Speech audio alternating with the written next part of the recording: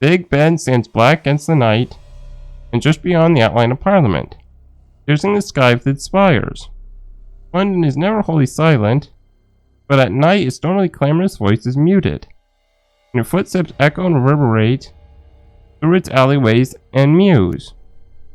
You almost imagine disturbing shadows reaching down from the firmament, as if some dark entity were trying to strangle your city. Heinous fingers searching for a throat. Captain, you've already risked so much for me. I think the time has come for a path to diverge. I do not know how I shall ever be able to express my gratitude. Probably exceed all expectations on my part. I still do not know what is you are mixed up in, Jake. There's never a single moment that I ever question your loyalties. You saved my son's life, and tonight, perhaps, you have saved much more than that. I do not regret for a moment making you that promise in Suez. Nice. He looks at you intensely for a moment, smiles, shakes your hand warmly, then you part ways in silence. So just thinking about it, we got that 42 experience. I think there's going to be another chapter. I don't think we're done yet. I don't think the cult's defeated. Just badly hurt. And we're going to be attacked physically now. And Mayor's going to be so mad. You believe that you're free of the cult. But is it really so definite? What if there are other surviving branches? Furthermore, what happened at the docks will come to light. Will the police be able to deduce your involvement in some way? Maybe you're just being paranoid. But it'd probably be a good idea to disappear for a while.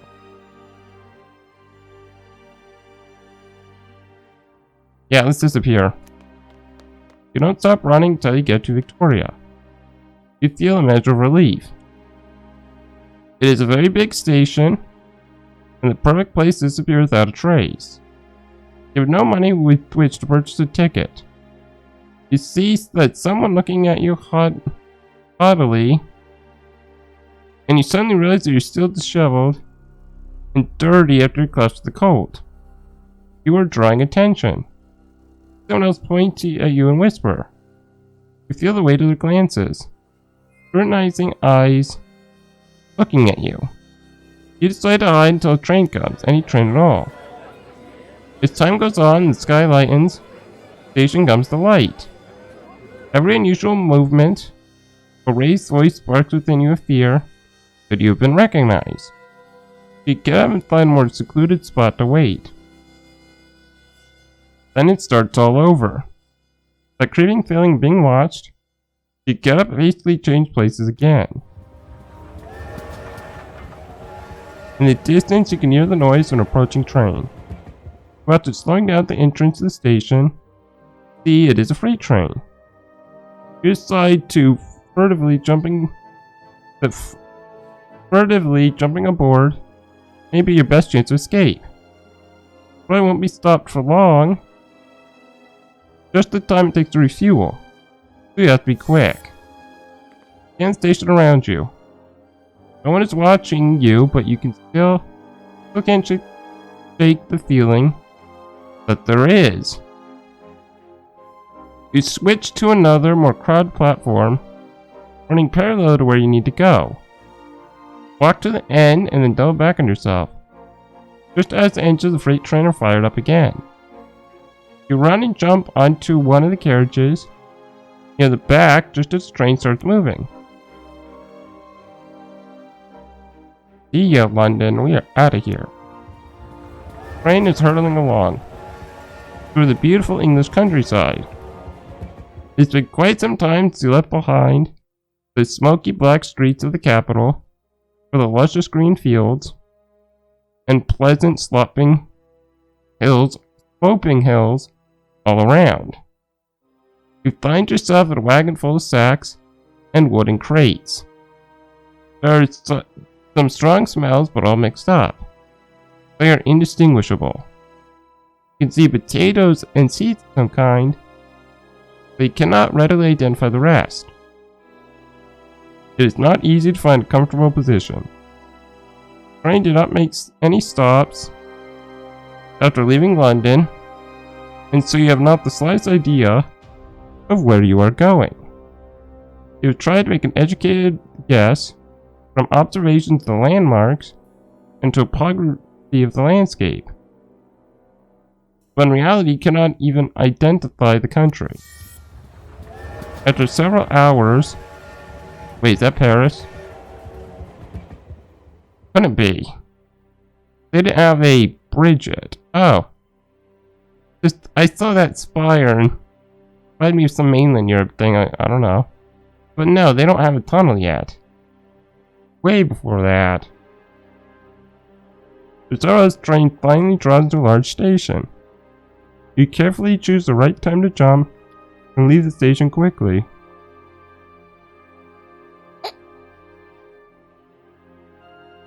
Looking back over your shoulder at the sign above the entrance, finally know where you are. Liverpool. Leaving the station and walking the streets of the city, you detect the acrid smell of the Mersey. Heading in its direction, you pass vast throngs of people of different ethnicities coming and going. Liverpool only officially became a city 20 years previously, and thanks to its busy port, it has been expanding constantly ever since. You've managed to leave London, get quite a distance from it. You wonder if it'll be enough. Although you've never been to Liverpool, and everything around you is new and unknown, you still feel as if there are people staring at you, proud. The best solution is to leave England and get as far away as possible. And it seems you're in the right place to board any ship at all and disappear. And you could easily pay your way by working abroad. Do I get to choose? That'd be great. The port is huge and like the one in London, filled with workers, sailors, and crowds of all kinds. Looking down towards the docks, you can see so many masts that it looks like a forest. Scanning the chaos, you make out what looks like a merchant. His barking orders left and right, and something about his bearing reminds you of Captain Smith. You go up to him to speak. What do you want, boy? Don't waste my time, I'm busy.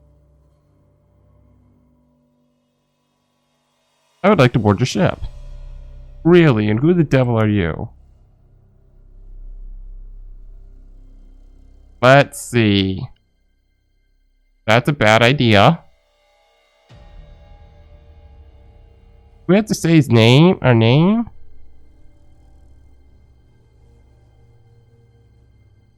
I really don't want to. That sounds like a bad idea. But I guess we have no choice.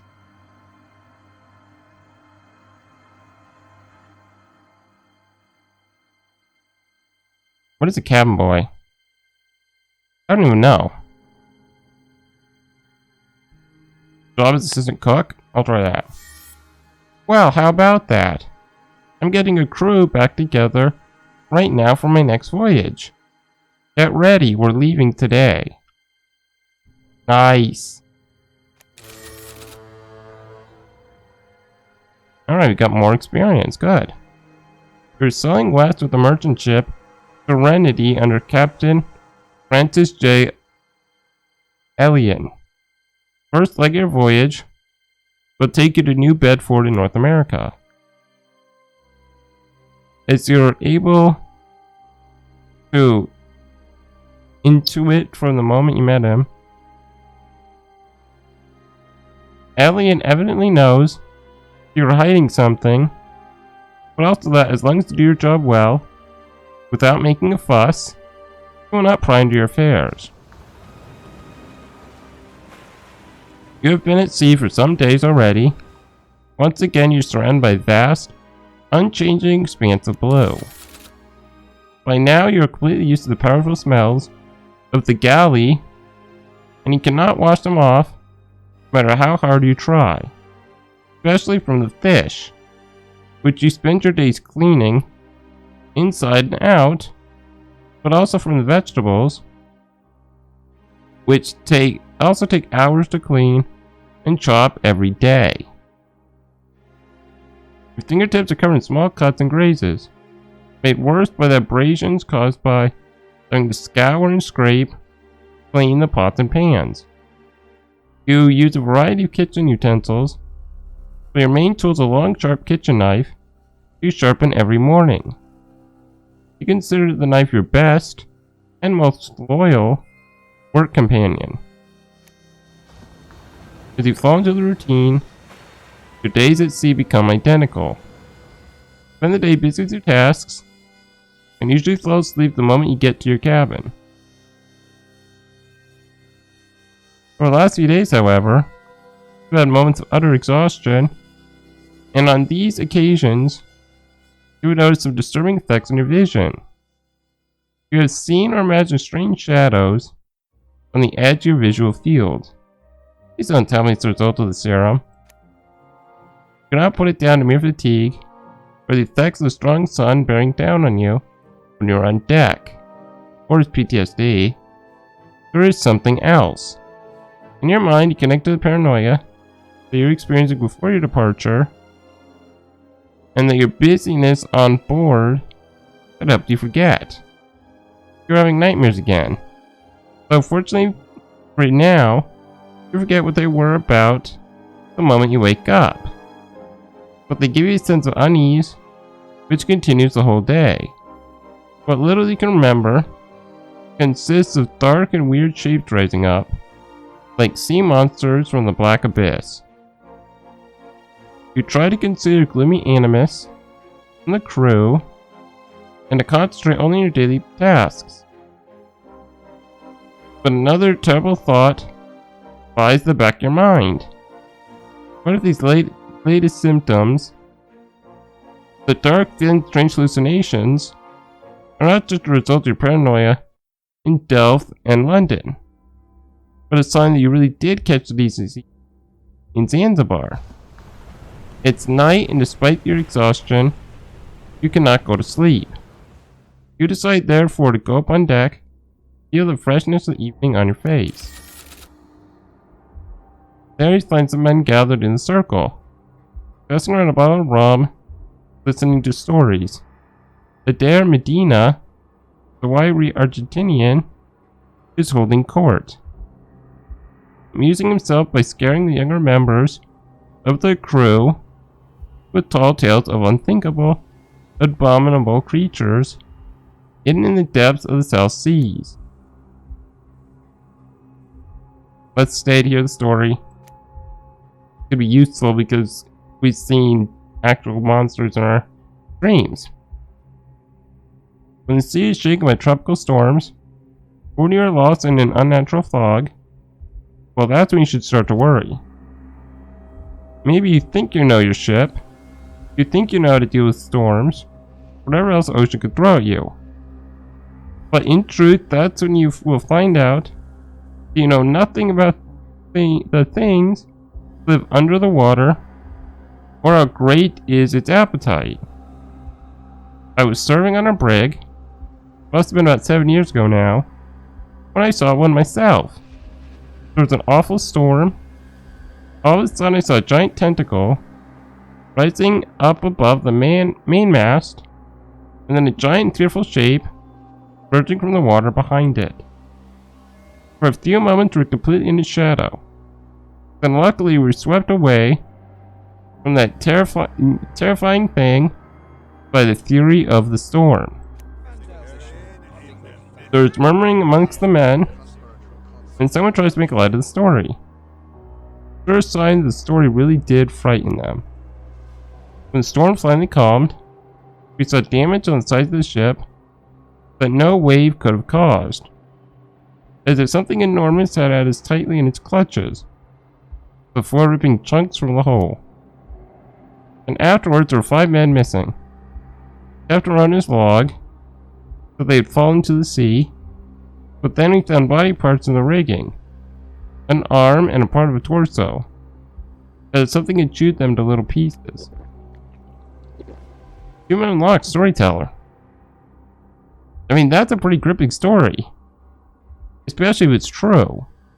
Of course, it could just be a tall tale. But we don't know. Now there is silence in the starless night. Somebody nearby takes a long slug of rum. Not true. Give credence. There are more things in heaven and earth, Horatio, than are dreamt of in your philosophy, says Hamlet. But perhaps Shakespeare had not known the ocean, or he would have said more. Other criminals look at you as if you were a strange creature. You laugh it off, blaming it on too much dodgy rum. Reference to rum seems to convince the other sailors, who decide to drink more themselves. You decide that, of course, it was just the rum that made you believe Medina's ridiculous tale, and there's laughter all around. Stay? Or no, let's stay. We can't recluse into paranoia. Social health matters. And we're going to keep them around even if that's not what the character would likely do. Stay on deck, enveloped by darkness of the night. Medina's story disturbed you more than you'd care to admit. Around you there is sound of the waves, or there's only the sound of the waves, wind in the sails, the faint creaking of the lantern you're carrying. You walk carefully, checking each step as you go. There is a strong wind, swirling around the masts and flapping the sails. A strong gust almost puts you off balance. Something about it seems more than just wind. More a presence. You detect a shadow moving at your side. Then you feel a sensation, like a scratch in your leg, as another shadow whips past you. But when you turn around to hold up your lamp, there is nothing there. Walk back towards your cabin. Out of the corner of your eye, you catch quick movement of a shadow, then another. Suddenly you find yourself surrounded. Dozens of figures closing in on you. They look like shadows, but at the same time they seem to have certain density. They have a vaguely human form, but the proportions appear deformed, with the unnaturally lengthened limbs. They appear to have claws instead of fingertips. You see them coming up from the sides of the ship, over the railings, down from the mast, and along the bridge.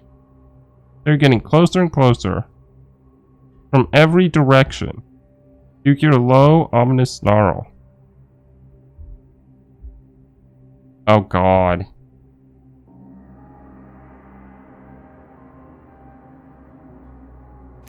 Can't do either of those. What would I rather have? Fighting, face your enemies, run, dodge, and evade hits. Speed in combat rather than force.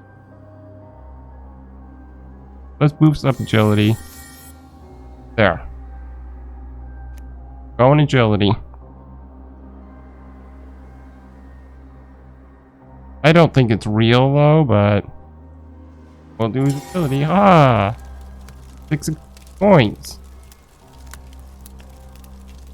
You race headlong towards the door, doing your best to ignore the shadows. The lantern falls to the deck and breaks, shooting flames in all directions. When you reach far into the bridge, you stop and you look around. The shadows have gone. It's as if they've never been there at all. The wind is blowing, the ship rolls gently, as on any normal evening except the rising flames. Uh-oh. You're cold and alone on deck. Suddenly vision fades into blackness, and you lose consciousness. Hey, I thought you could hold your rum. Tina's voice penetrates your skull and into your mind. Slowly open your eyes and look around. There's a group of sailors, including Medina and Elian, the captain. Give him space. Can you stand up? You nod and stand up. Most you'll have is a momentary feeling of faintness. Then suddenly remember the flames. Don't worry, we put them out. Get to your cabin. See if the night's sleep will sort you out. You thank the captain, say goodnight to the sailors who helped you to your cabin. Back in your cabin, you think back to the shadows and wonder with a shiver, is something there if there had really been anything there, or if we're all just a dreadful hallucination? That's a good question. Answers, though, we'll have to find out next time. So, thank you guys so much for watching. Sure, like, subscribe, in order to stay updated on my content, and so I know you want to see more of this. And tell me what you think of this audio, because I may end up using it permanently. In next episode.